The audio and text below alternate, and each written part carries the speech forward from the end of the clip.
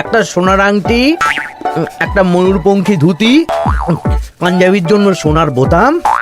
এই তুমি সেই বিকেল থেকে কি এত লেখাপড়া করছো বলো তো? চিঠি লিখছি। তা কাকে চিঠি লিখছো শুনি শুনি? আমার শাশুড়ি মাকে লিখছি গো গিন্নি। তা আমার মাকে হঠাৎ চিঠি লিখছো কেন? এক সপ্তাহ পরেই তো জামাই ষষ্ঠী, তাই মন্ত্রীমশাই সব আবদারগুলো একে একে লিখে ফেলেছেন। তুমি আমার মায়ের কাছে আবার কি আবদার করছো বলো তো?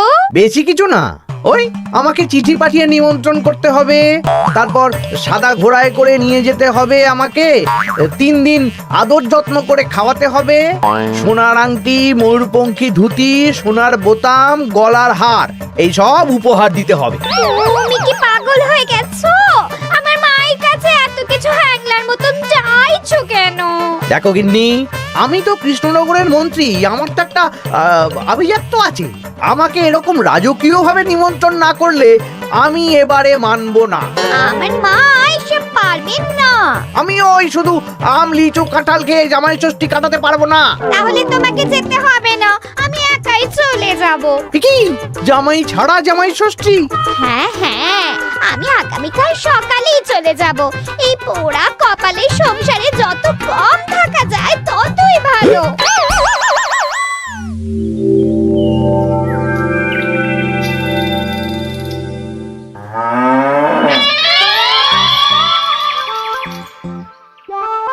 এই চলো চলো চলো চলো।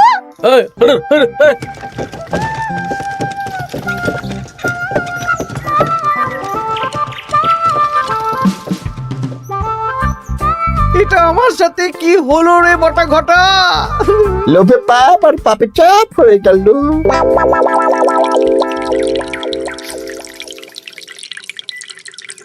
বাহ বাহ, আজ সবাইকেই বেশ খুশি খুশি দেখাচ্ছে। সামনেই তো সবাই শ্বশুর বাড়ি খেতে যাবে, তাই মুখে এত হাসি খুশি ভাব মহারাজ। হ্যাঁ, পরের সপ্তাহেই তো জামাই ষষ্ঠী।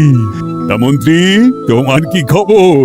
আমারও ভালোই খবর। তুমি এত চুপচাপ কেন?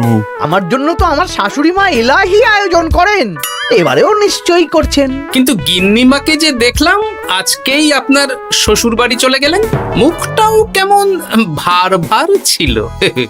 আপনার সাথে ঝগড়া হয়েছে নাকি? এই না না, ঝগড়া কেন করতে যাব?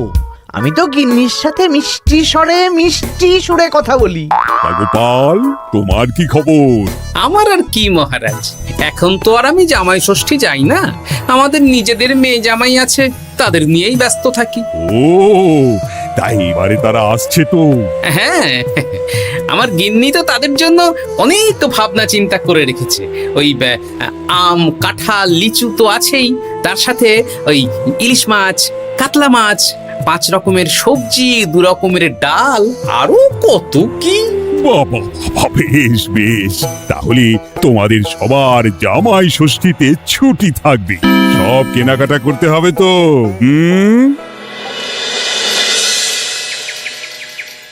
মাথাটা খারাপ হয়ে যাচ্ছে রে, সবাই চব্যচস্য খাবে। মন্ত্রীমশাই, এই তো সুযোগ। কিসের সুযোগ? আমি বলতে চাইছিলাম যে এই সময় সব সভাসদেরাই তো জামাই ষষ্ঠীর নিমন্ত্রণ রক্ষা করতে শ্বশুর বাড়ি যাবে, আর সবাই কিছু না কিছু কিনে নিয়ে যাবে। হ্যাঁ, শাড়ি, গয়না, মিষ্টি। আর গোপাল তো ওর জামাইয়ের তদবির করতেই ব্যস্ত থাকবে। গোপালও কেনাকাটা করবে, তাই এই সুযোগটা হাতছাড়া করা যাবে না। হ্যাঁ, সবাই হাত খুলে খরচ করে কেনাকাটা করবে, আর আমি ওই কেনাকাটায় ভাগ বসাবো। একদম এইটাই বলতে চাইছিলাম। শোন, তোরা শুধু ভাবনা চিন্তা করে নে কিভাবে কুচির কাজটা করা হবে। আমি আগামীকাল রাজসভায় একটু বিশদে জেনে নেব যে কে কি কবে কিনছে। কেমন? বেশ, তাহলে তো কাজ আরো সোজা হয়ে গেল। আমরা সোজা কাজ করব, আপনি মজা নেবেন। একদম।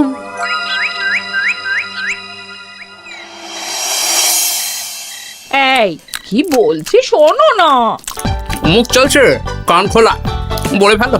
আমি আমাদের জামাইয়ের জন্য একটা আংটি আর মেয়ের জন্য একটা নাক ছাবি বায়না করে এসেছি। হ্যাঁ, মানে মানে তুমি আগামীকাল সন্ধ্যাবেলা দাম মিটিয়ে দিয়ে ওগুলো নিয়ে আসবে, কেমন? ওরে বাবারে কি হলো গো? ষাট ষাট কি হলো?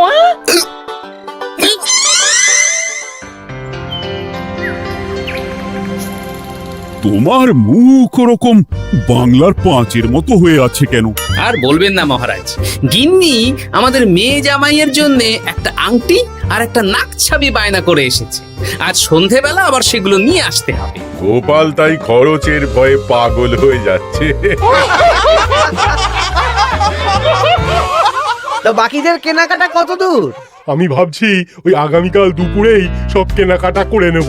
শ্বশুর মশাইয়ের জন্য ধুতি, শাশুড়ি মায়ের জন্য ভালো শাড়ি, হ্যাঁ, আর তারপর ওই ফল মিষ্টি আরো অনেক কিছু, হ্যাঁ, সব কিনতে হবে। আমি তো ভাবছি আজকেই কিনে রাখবো, সন্ধেবেলা একটু যাওয়ার আছে। আমি তো বিয়ে করিনি, তাই আমার জামাই ষষ্ঠী নেই। আমি তাই হাত গুটিয়ে বসে থাকবো। আর বাকিদের? আমার মহারাজ, বুঝে গেছি তোমরা এখন থেকেই ব্যস্ত হয়ে পড়েছো। ঠিক আছে, তাহলে আমি এখনই ছুটি ঘোষণা করলাম।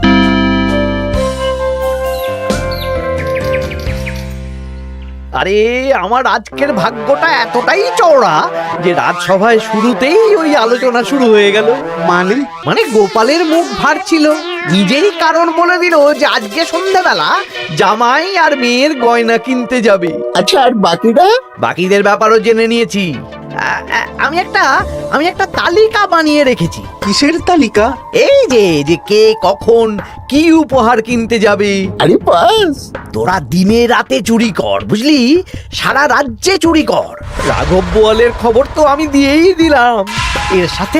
এর সাথে সাধারণ প্রজাদের ঘরেও চুরি করব? একদম। মন্ত্রীমশাই, এবারে হিসেবটা 50-50 হবে তো? মানে ওই আমরা যা চুরি করে আনবো তার অর্ধেক আপনার আর অর্ধেক আমাদের। কারণ এবারে তো আর গিন্নিমা নেই, তাই আপনার খরচ নেই। এই তোরা কার সাথে কার তুলনা করছিস? আমি এই রাজ্যের মন্ত্রী, তোদের কাজ দিচ্ছি, এটাই তোদের অনেক ভাগ্যের ব্যাপার। হ্যাঁ না, হ্যাঁ, যা পাওয়া যাবে তার 80 ভাগ আমার আর 20 ভাগ তোদের। তোরা দুজনে ওই 10-10 করে নিস, যদি না পোষায় বলে দিস। আরে বাবা রে, না না, ঠিক আছে, আপনার সত্যিই রাজি। তোরা চুরি করবি মুখ ঢেকে বা মুখে কালো রং করে, আর গায়ে হাতে তেল মেখে নিবি, ভুলিস না। আচ্ছা মন্ত্রী মশাই, মনে থাকবে। বুঝলে রানী, আমি সব সভাসদদের আজকে থেকেই জামাই ষষ্ঠীর ছুটি দিয়ে দিয়েছি। ভালোই করেছেন, চলুন না আমরাও আগামীকাল বেরিয়ে পড়ি। হ্যাঁ, তাহলে তো ভালোই হয়। সারা দিন রাত এত কাজের চাপ, এত হিসেব নিকেশ, কয়েকদিন একটু ঘুরে এলে মাথাটা হালকা হবে। তাহলে মহারাজ, আমি এখনই সব গুছিয়ে রাখতে বলছি, কাল সকাল সকাল বেরিয়ে পড়ব। বেশ বেশ, তাই করো, সেটাই ভালো হবে।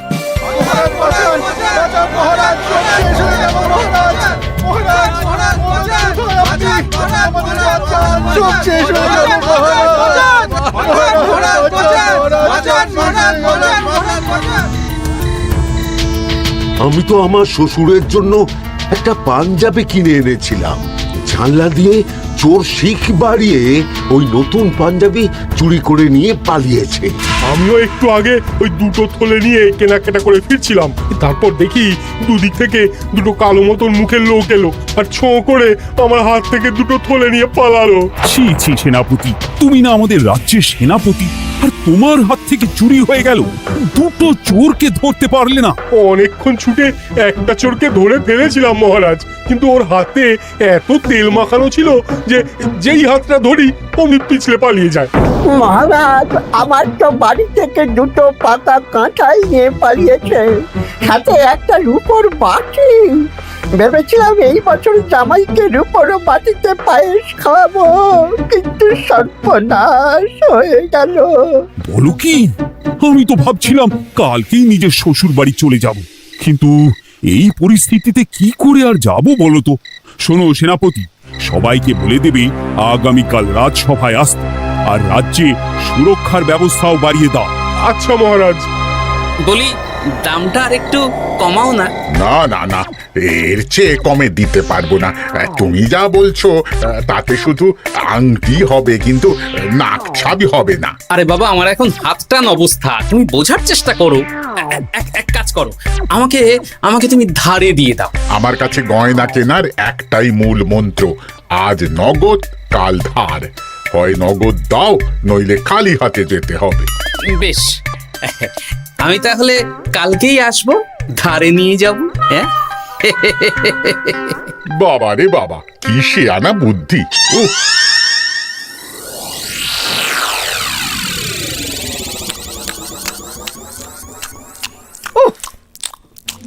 একেই বলে চুরি বিদ্যা বড় বিদ্যা, যদি না পড়ো ধরা।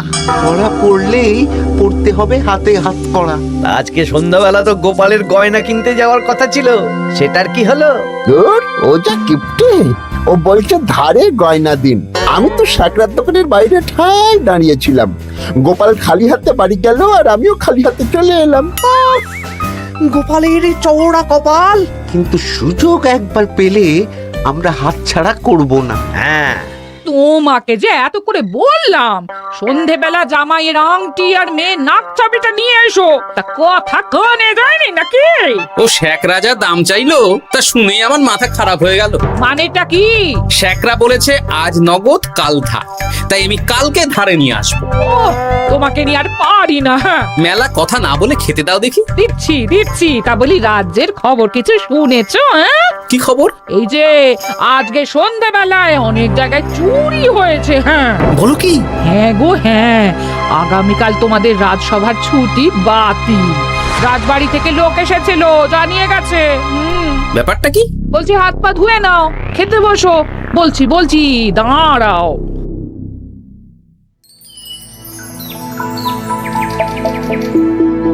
রাজ্যে এতগুলো লোকের বাড়ি থেকে চুরি হয়ে গেল। ভগবানের অশেষ করুণা মহারাজ, আমার বাড়ি থেকে এখনো চুরি হয়নি। হয়নি তো কি হয়েছে, হবে। তোমার বাড়িতেও চুরি হবে। বাবা মন্ত্রীমশাই, আপনি কি আগে থেকেই জানেন নাকি যে আমার বাড়িতেও চুরি হবে? তা চোর কি আপনার মাস্তুতো ভাই নাকি? কি মন্ত্রী, তুমি কি চোরকে চেনো? সত্যি মন্ত্রীমশাই, আপনি চেনেন? চেনেন? না মানে এই চিনি না আসলে, ইয়ে করলাম, মানে আন্দাজ করলাম। কোন যুক্তিতে আন্দাজ করলেন মন্ত্রীমশাই? না আসলে যারা এই বছর জামাই ষষ্ঠীতে যাচ্ছে বা জামাই আদরের আয়োজন করেছে, চোর বেছে বেছে তাদেরই চুরি করছে তো, তাই আর কি। ও বুঝেছি, এটার সাথে মন্ত্রীমশাইয়ের একটা যোগ থাকলেও থাকতে পারে। আচ্ছা, যে জন্য তোমাদের ডাকা, তোমাদের যে দীর্ঘকালীন জামাই ষষ্ঠী উপলক্ষে ছুটি দিয়েছিলাম, সেটা বাতিল করে শুধুমাত্র জামাই ষষ্ঠীর আগের দিন থেকে জামাই ষষ্ঠীর পরের দিন পর্যন্ত ছুটি থাকবে। আচ্ছা মহারাজ। আর সবাই একটু সাবধানে থেকো, দিনকাল খুব খারাপ। মন্ত্রীমশাই অত জোর দিয়ে কেন বললেন কথাটা? ব্যাপারটা ভেবে চিনতে দেখতে হবে।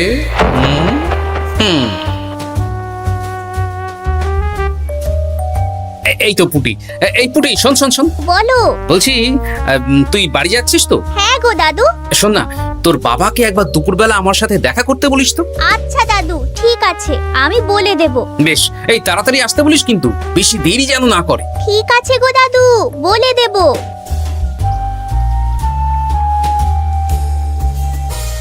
এবারে বিজ্ঞানীর বাড়ি একবার যেতে হবে। এটাই কাজ হবে তো বিজ্ঞানী? আলবাত হবে। এই হলো আমার আবিষ্কৃত বিশেষ চুলকানি চূর্ণ। একবার লাগলে 10 ঘন্টা চুলকবে। ঠিক আছে।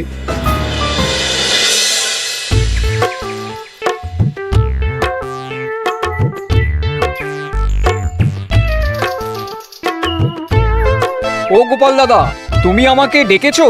হ্যাঁ শোনো পুটির বাবা, তোমাকে একটা কাজ করতে হবে। বলো কি কাজ? তুমি আজ বিকেলে আমাকে একটা বড় ঝুড়িতে সবজি দেবে।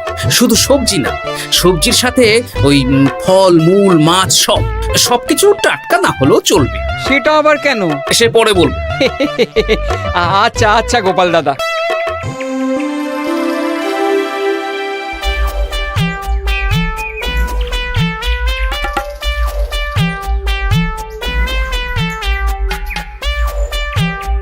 বাবা, পুটির বাবা এত শাক সবজি ফল নিয়ে বাড়ি যাচ্ছ নাকি? না না, গোপাল দাদার বাড়ি যাচ্ছি। জামাই ষষ্ঠীর এলাহি আয়োজন করেছে তো। ও তাই তো তাই তো, বেশ বেশ, যাও যাও যাও।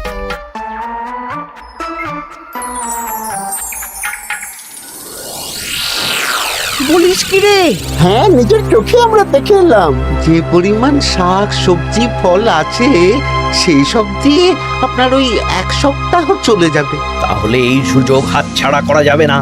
আজকে ওত পেতে থাকবি, কোন রকম সুযোগ পেলেই নিয়ে আসবি। আচ্ছা মন্ত্রী মশাই। এই এসব তুমি কি মেশাচ্ছ ঝুড়িতে? হ্যাঁ, চুপ, এটা চোরের দাওয়াই। এখন এই ঝুড়ি এখানেই থাকবে।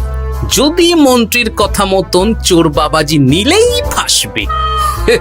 যাও যাও, আমার জন্য একটু মুড়ি বাদাম নিয়ে এসো, যাও।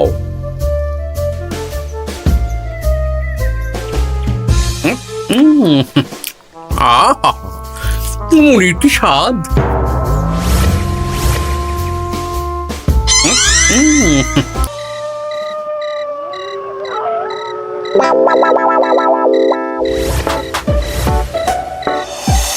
এই কটা সবজি ফলগুলো আমাদের জন্য অপেক্ষা করছে, দেখ দেখ।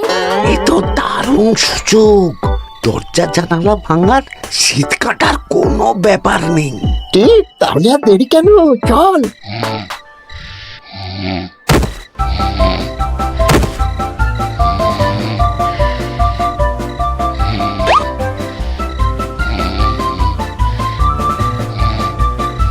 পরিবাবুটি কি চুল করছে রে? ওরে বাবারে, আমারও হাত চুল করছে। পরিবাবুটি চুল করছে তো। ওরে বাবারে, এই কে রে? এই সেরেছে, গোপাল চলে এসেছে। আর পালানোর পথ নেই। এবার আমরা কোথায় যাব? কোথাও যেতে পারবি না। সারা রাত এই উঠোনেই গোল গোল করে ঘুরতে থাক।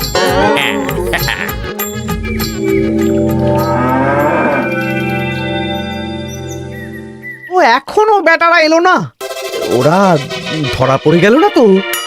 ধরা পড়ে আমার নাম বলেনি তো? না না, আজ আর রাজসভায় যাব না। বলবো বলবো আমার শরীর খারাপ, আমি চুরির কিচ্ছু জানি না। হ্যাঁ,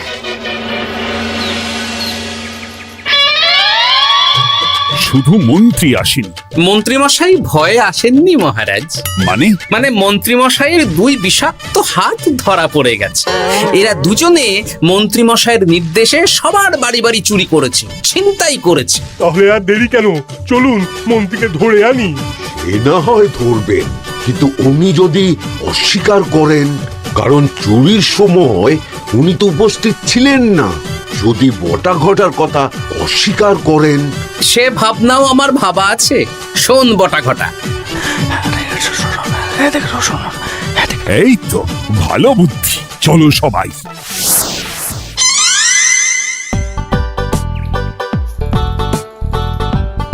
ও মন্ত্রী মশাই, আরে বটার গলা না?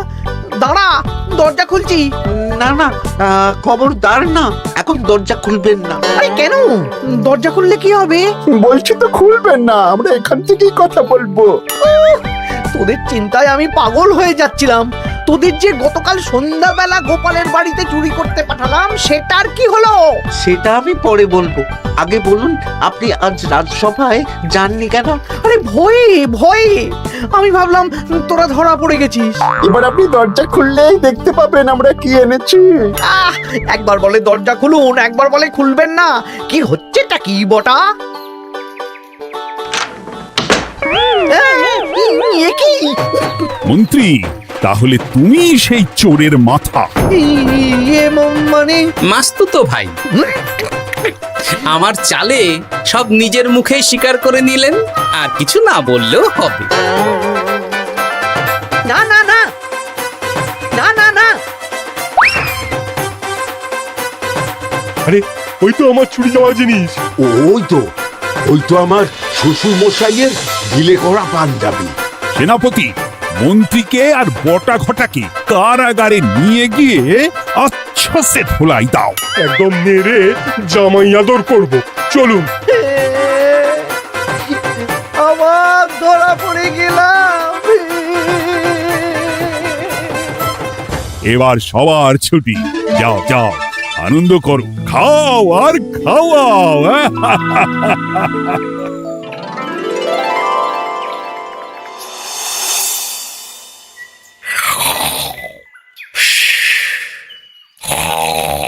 কি গো, বলি বেলা তো অনেক হলো, উঠবে তো নাকি? কাল সারা রাত যা ধকল গেছে, তাই একটু বেশি ঘুমিয়ে পড়েছিলাম। বলি ধকল আবার কি? দিব্যি তো ঘুমাচ্ছিলে। সেটা তুমি বুঝলে তো হয়েই যেত গিন্নি। আসলে সামনেই তো জামাই ষষ্ঠী, তার উপর তুমি যা আয়োজন করেছো, সেটার ধকলেই স্বপ্ন দেখছিলাম আর কি।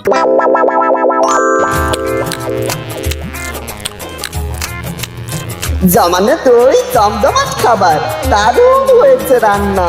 জমজমাট জামাই ষষ্ঠী, শুরু হবে আমার কান্না।